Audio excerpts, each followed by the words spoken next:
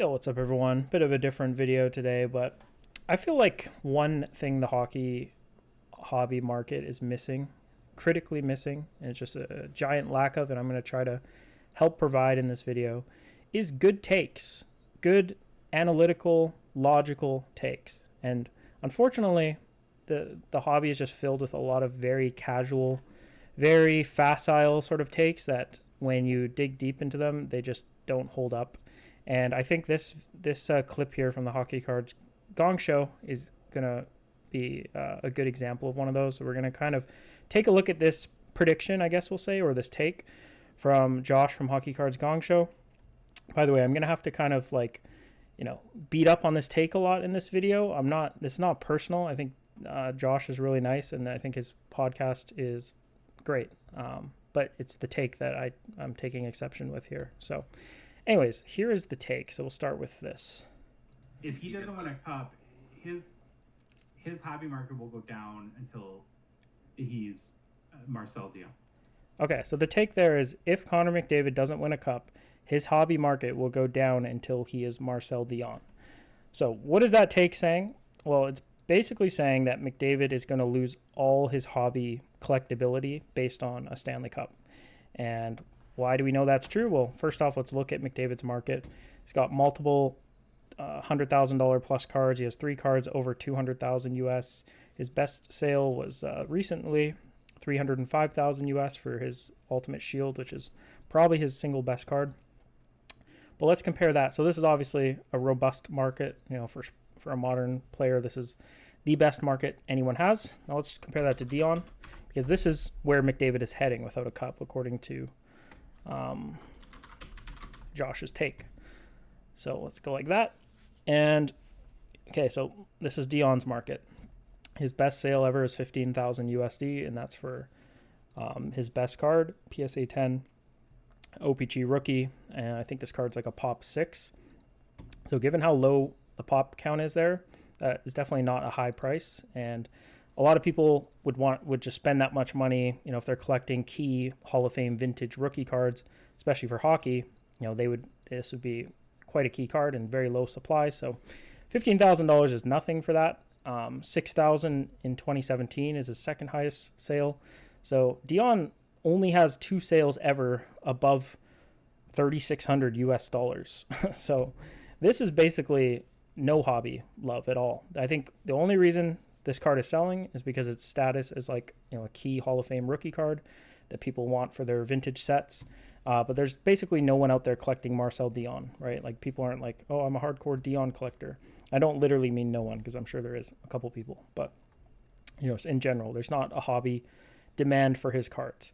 So Josh is predicting McDavid will go from probably the most in demand, at least for modern, and probably second most compared to Gretzky, to literally zero. That's basically what he's implying with that take. So for that to be logically a good take, Stanley Cups would have to be basically, near 100% of what people are collecting when they buy a sports card, right? Because that's what he's implying. He's basically implying McDavid goes from way up at the top to way down at the bottom, all based on a cup. So the cup is everything, according to this. And he's also sort of implying with that take that McDavid and Marcel Dionne are comparable players, right? Because Dionne retired without a cup.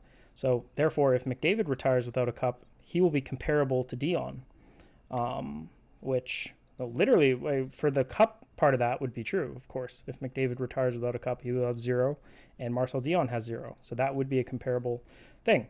But what makes a good comparison is everything, not just one aspect. So I want to start by taking exception with the comparison of Dionne to McDavid in the first place. I feel like this comparison gets thrown out there, and I think it's a lazy and frankly embarrassingly bad take, where I question whether the person who says it knows anything about hockey history when I hear it. So let's start with Marcel Dionne. Let's compare his resume to Connor McDavid. So he does have 1,771 points, so the counting stats are very high. I think this is the main reason Dionne gets so overrated, because people see his relatively impressive counting stats and just kind of think oh, wow, look how great of a player he was. But in my opinion, to rank greatness, you really need to look at the individual awards and kind of how dominant the player was at the time that they played. That's like the most important thing to me. So let's start here with some of his key awards. He won 2 Lady Bings, but who even cares? That's just not even a trophy worth talking about. He won 2 Pearsons, which is now called the Ted Lindsay Award. That is a key trophy. I would say that's up there, like top 3 most relevant trophy. So he did win 2 of those. That's definitely a credit to his resume. He won 1 Art Ross. I would say the Art Ross is either the most important trophy or the second most behind the Hart. So he did win one of those, and he did not win a Hart. So Marcel Dionne won 0 MVPs in his career.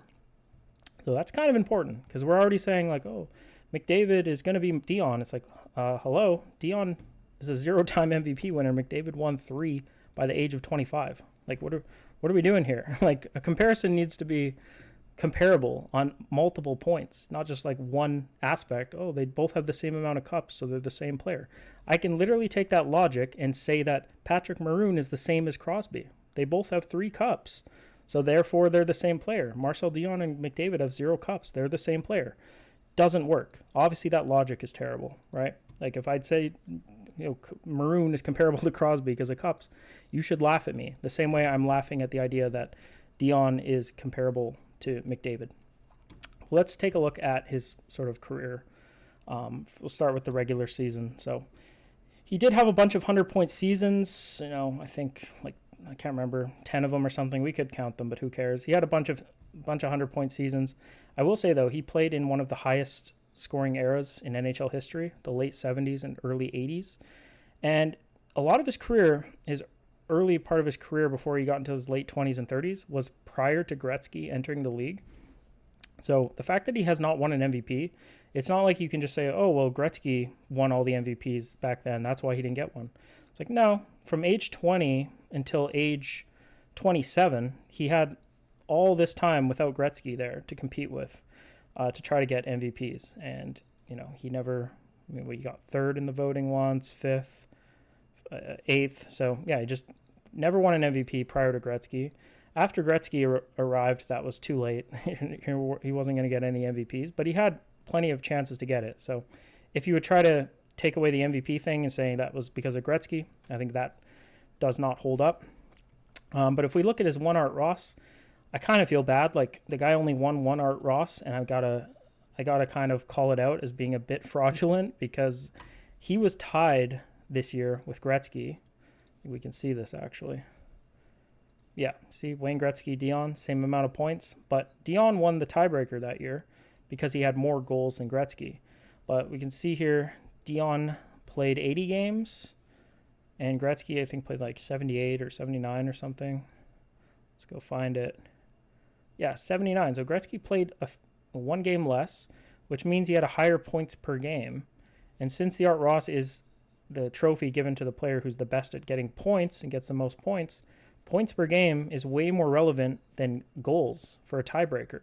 So, in my opinion, Dionne should have won 0 Art Rosses. This tiebreaker should have went to Gretzky. So this one kind of has like an asterisk beside it. But he did win these 2 Pearsons, and I think these are both completely valid. The second one he won was Gretzky's rookie season. That makes sense to me why the players would be voting, for a veteran like Dionne to get that over a rookie like Gretzky. So that makes perfect sense, but the Art Ross is kind of questionable. And then the other key sort of individual metric is first team. So for the center position, Dionne had 2 first teams, one in 1976 here and then one in 79. So 2 first teams, 1 Ross, 0 MVPs, 2 Pearsons. That's kind of the main part of his resume for regular season. And then if we go to the playoffs, this is where, it's already, the comparison's already a bad one. It becomes horrifically bad comparison once we start to get to the playoffs. Because Marcel Dionne, I think, is genuinely a playoff choker. Like, actually, literally a choker. Not like, modern, like, people will be like, oh, McDavid's a choker. He has, like, literally the best playoff stats of all time. Like, in the modern era, it's not even close. If we look at Dionne, these are terrible stats. He played 49 games, had 45 points. He was a minus 23 in the playoffs. To put into perspective how bad these are and how much better a player like McDavid is in the playoffs, McDavid had 42 points in 1 playoff year. So he almost matched Dionne's entire career resume in 1 run of the playoffs. And if you look at 82 game average, it's a good way to kind of get an idea of like what type of player he was in the playoffs on average, because obviously he never actually even made it to 82 games, but it doesn't matter. You can average it out. So on average, he was like a 75-point player in the playoffs, and he was a minus 38. So a 75-point centerman who's a minus 38, that's not like a GOAT. That's not an MVP level player. That's like a solid player. That's like a second liner kind of. And Dionne should have been doing much better than that. If we go to his regular season 82 game average, you can see he was much better than that. 44 goals, 63 assists, 108 points is his career 82 game average. So he goes from a 108-point player to 75 in the playoffs. That is plummeting. That is drastically worse. So that, when you're talking about the criticism of, oh, you'd never won a Stanley Cup. Okay, well, if you actually were way worse in the playoffs than regular season, that criticism holds more weight, if that would be the case, which it is for Dionne. So then next we can go to adjusted stats. And I think for players like Mike Bossy and players like Dionne who played in these high-scoring eras, you need to look at adjusted stats. You can't just look at the raw numbers because they're just inflated. They're just blatantly inflated numbers. So with Dionne, his highest points ever in a season for adjusted for the era was 116 points, which was a year I think he had 137 and got the Art Ross. So this is good. Obviously, this is good scoring, even era adjusted, but 116 points is nothing insane. We've seen players like Henrik Sedin, had 110 points, or no, I think it was 112 points one year in the NHL and stuff. Like, this isn't like Gretzky, Lemieux, McDavid level dominance here. So that's worth pointing out that his numbers are kind of inflated due to the era. So 91 points is his career average if you adjust it for the era compared to the 108 points that he actually had. And for some players, their era adjusted stats are much higher than their actual ones, which is the case for McDavid. But anyways, that's Marcel Dionne. That's a look at his career there. Okay, let's go to McDavid, because remember, this is apparently this is Marcel Dionne if he doesn't win a cup, right? That's what that take is. Okay, well, McDavid won 4 Pearsons, so 4 Ted Lindsay awards. That is kind of important. It's twice as many as Dionne, and the only player that has more than 4 is Wayne Gretzky. So, okay, that's kind of a big deal.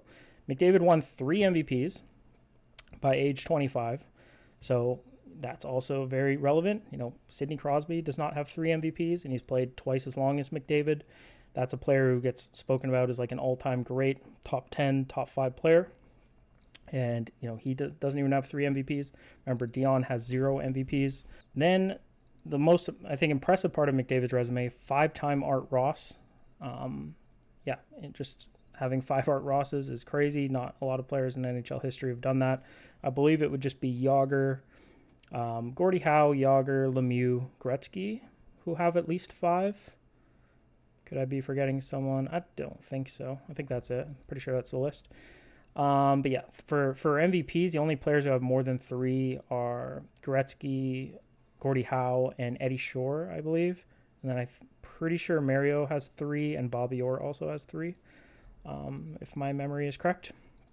But then, yeah, McDavid's also won a Rocket Richard trophy, which is a cool trophy. It's definitely not on the tier of a Ross, a Hart, or a Pearson, but it is still a good trophy to have. Remember, Dionne did not have any of those. And then McDavid's won a Conn Smythe. It's kind of a big deal, being the playoff MVP, especially when you're comparing like, oh, they didn't win a cup. It's like, true, but one of them literally was the MVP of the playoffs, and one of them was one of the biggest chokers of all time. So kind of matters, if you're trying to make a good comparison. But yeah, if we go down to the career page, this is where the comparison, you just see kind of how laughable it is. First team for centerman, you see McDavid has 5 first teams. The only players with more than that, I think Gretzky has 8, if I'm right, my memory's right. I think there was someone with like 6. There's a couple players, but it's basically like Gretzky's the main guy who has more first teams. First teams for centers, he has 5 of those. We already spoke about the 3 MVPs, the 5 Art Rosses. And then if you just see like the general, all the bold ink, indicating that he led the league in these years, you just don't really see that on Dionne's page. Literally, the only bold ink he has is this year that he won a tiebreaker that he should not have won. So he actually just kind of never led the league in any category, truly, whereas McDavid has done it several times. including this year in 2022 when McDavid led the league in goals and assists outright the same season, which is one of the rarest feats in all of hockey. This has been done by Gordie Howe and Wayne Gretzky and Connor McDavid. That's it. If you include years where someone was tied, then Lemieux did this once when he was tied in assists. But yeah, one of the hardest things to do there. But then also, forget about just the fact that McDavid's won 3 MVPs. One of these MVPs was a unanimous one. You can see here he got every first place vote and unanimously won the 2020 MVP. The only player in NHL history besides McDavid to unanimously win the MVP was Wayne Gretzky. So that's kind of important, like Gretzky is the GOAT. Everyone considers him the GOAT. He's the only one who's done that, and then McDavid's done it. So that sort of thing matters when it's like, oh, well, McDavid's going to be the same as Dionne if he doesn't win a cup. It's like, okay, Dionne, show me his unanimous MVP. Oh, wait, he never even won a normal MVP, let alone unanimous. But speaking of unanimous, McDavid should be the only 2-time unanimous MVP in NHL history. Absolutely should be. But because of a bad faith voter, a single bad faith voter who had no integrity and decided that he didn't like the idea of McDavid being better than Crosby, I think, because this was a Pittsburgh beat writer who made this vote. I guess it was just too triggering for him to give the proper vote there. And because of that, I mean, this guy should have been cast out of the voting. The media, whoever gets to vote for the Hart, they should have lost their credentials for that. But kind of ruined hockey history there is, literally McDavid would be the only 2-time MVP in NHL history had that vote, which in my opinion is definitely bad faith and is not really a legitimate vote. 5th place, I mean, it's just laughable for the season that he had there. He still got 99.5% of the vote. So, I think the comparison is already over at this point. Like, if you have 2 brain cells to rub together, you're probably like, oh, wow, these players are not even remotely close, even if you knew nothing about Dionne or McDavid before clicking on this video. But we do need to look at the adjusted stats still. Oh, yeah, actually, I didn't even go to the playoff tab. Yeah, this actually the main part where the comparison is just completely laughable. So we got to go to playoffs first. Connor McDavid has 150 playoff points in 96 games. He already has more cumulative playoff points than Alex Ovechkin, who's like a player who's played twice as long and is like an all-time great of the sport. So that's just absurd. Imagine in basketball if like Luka, when he's age 28, had more playoff points than Kobe Bryant or something. Like that's essentially what McDavid's done with his career, which is just unbelievably impressive. He's led the playoffs in scoring 3 times. Obviously, Dionne did that 0 times. McDavid had 42 points one year, as I mentioned. The only players in NHL history to have over 40 points in the playoffs are Lemieux and Gretzky and McDavid. So that is insanely rare, air to be in. He got the NHL record for 34 assists that one year. So literally no one has ever had more assists in a playoff run than McDavid in 2023, including Gretzky. And he won a playoff MVP. So the playoff, just the regular season resume is not comparable. The playoff one is just as bad for Dionne. And then back to the 82-game average. McDavid's 82-game average is 128 points in the playoffs. If you go to his regular season, his 82-game average is 125 points. So he literally gets better in the playoffs. And when you consider the modern technology and like all the film and all the scheming teams do to like specifically try to shut McDavid down, on the focus he gets, it's actually insane that his stats get better, as they really should be getting worse. And I don't even think anyone would hold it against him if his stats did get worse, but they get better, which is a testament to how great of a player he is and how good his performances in the playoffs have been. And 128 point average, Dionne was 75 points. McDavid's assists alone destroy Dionne in the playoffs. And then if we go to the last thing to look at here for the comparison is the adjusted stats, so making it more of a fair comparison for the era. We remember that Dionne's best ever season was 116 points. McDavid has 110, 116, so that matches Dionne. 113, 158. So that one was the COVID year where there was the Canadian divisions, and you can see 158 is way higher than any of these others. So I think it would have been fair to say, oh, well, that's an outlier because of the COVID. We can't really rely on it because it's so different from the other numbers. The next year after that, he had 118. But then this 2022 season, this is the season I think he needed to have to prove that the COVID year was not a fluke, was not an outlier, it was not because of the Canadian division. It's just because McDavid can dominate the league like that if he chooses to. And he proved that in 2022. And then the year after that, 130. So you can see the adjusted stats, it's not even close. McDavid's adjusted 82-game average is 133 points per 82 games. Dionne's was like 91 points. So literally like a 40-point difference. And the last thing I guess I'll look at here, I mean, I've already beaten this one to death, but I want to do a thorough job of this here just to really, this take gets thrown around there. I've heard this take several times, so, I want to put it to bed basically. Let's go to points per game career. We got the greatest player of all time, Wayne Gretzky. In my opinion, the second greatest player of all time, Lemieux. Some people have Bobby Orr, Gordie Howe there, whatever. Lemieux's definitely top 4. He's got the second highest points per game, and then third we got McDavid. After McDavid, you got Bossy, whose stats are very much benefiting from the era he played in. Bossy was still obviously a great player, but he was not close to McDavid, even though statistically he is because of the era. Then you got Bobby Orr. Then you got Dionne. Again, he similar to Bossy. His stats are very much benefiting. Then you got Forsberg. He's one of the most underrated players ever, in my opinion, because he actually played in a tough era to get points.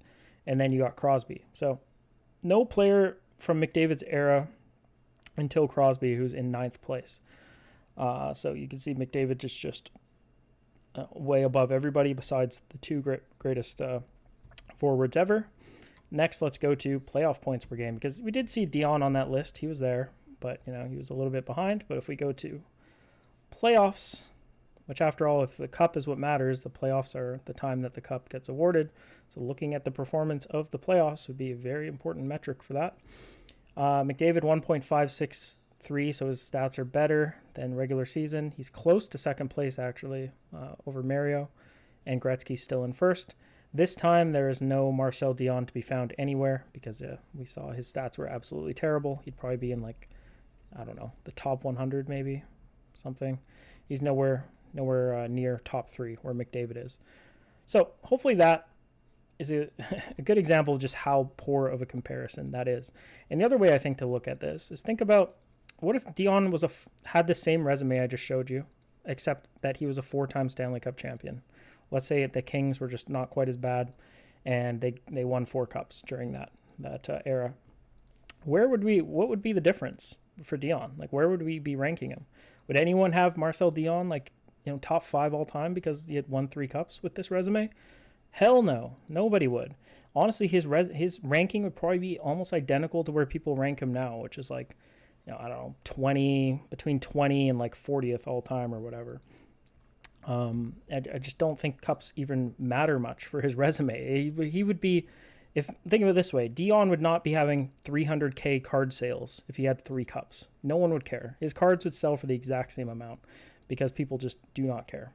And not only that, not that they don't care, it's just it wouldn't prove anything about him. If he was a 5-time MVP, trust me, that would make a huge difference on his prices. But the fact that he didn't win a cup just didn't really matter because he wasn't that great of a player in the first place.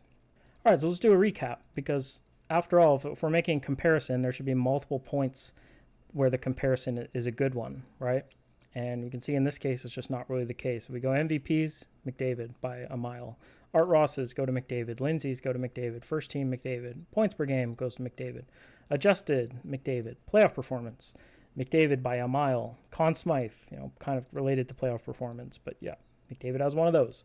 So Dionne has none of this stuff. He has none. And not only, these are the stats, but other things too, just the style and the eye test of McDavid. I mean, there's going to be videos of his highlight reel for, actually, let's zoom in on this a bit maybe for the video, for decades, right? It's the most advanced player to ever play. Some of the goals he scores are just stuff we've never seen a player do before. So that stuff all matters too in terms of hobby market. But even if you're just looking at just these main metrics, there's no comparison here until we get to Stanley Cups. Then we have a comparison. They are the same. Boom. Good comparison. They are the same, except that they're not, because all the other relevant factors, which are way more relevant than Cups, all go to McDavid. Now, just kind of a funny, trolly way to look at why this is such a bad comparison. Let's replace Dionne here. Let's get rid of Dionne and compare McDavid to someone else. And that being whoever's watching this video. So I'm talking about you, whoever's listening to this. We're going to compare your resume to McDavid. Now, fair to say I don't actually know who is watching this video, so maybe there's like a 1 in a million chance that like someone who won a Hart or an Art Ross is watching this. But likely, you're just like a random person like me making this video. So MVP McDavid probably has more MVPs than you.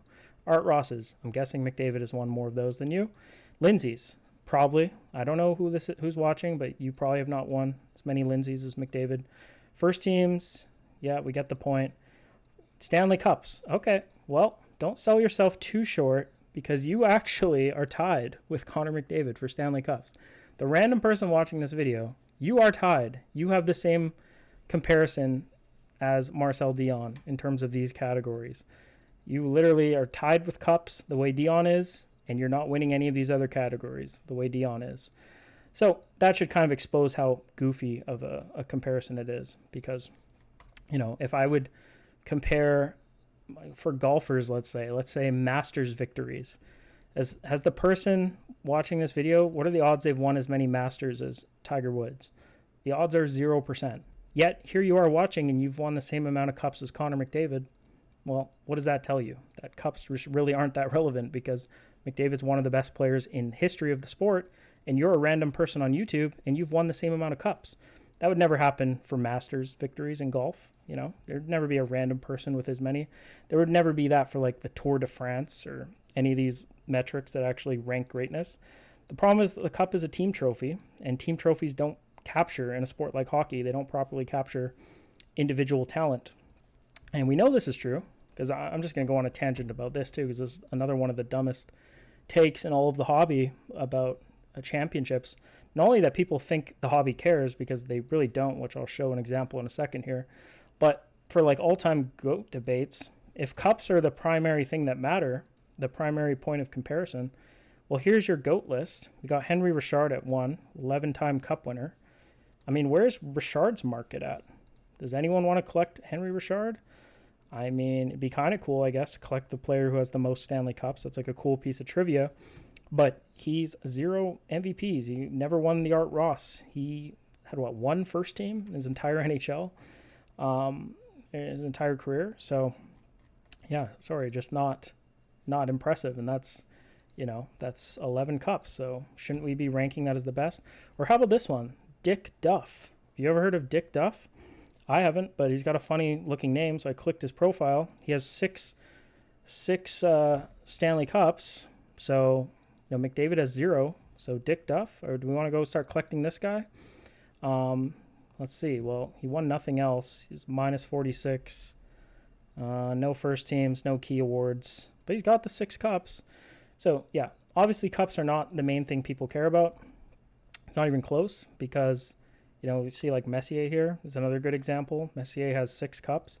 We have to keep scrolling for a while until we find Gretzky. Gretzky had 4, right? I think he had 4. Yeah, pretty sure. Did Gretzky have 4 or 5 cups? It doesn't matter. Either way, he's not in the top 50 of this list. So the greatest player of all time that everyone agrees is the greatest player doesn't even rank top 50 in cups won. That tells you how bad of a metric it is.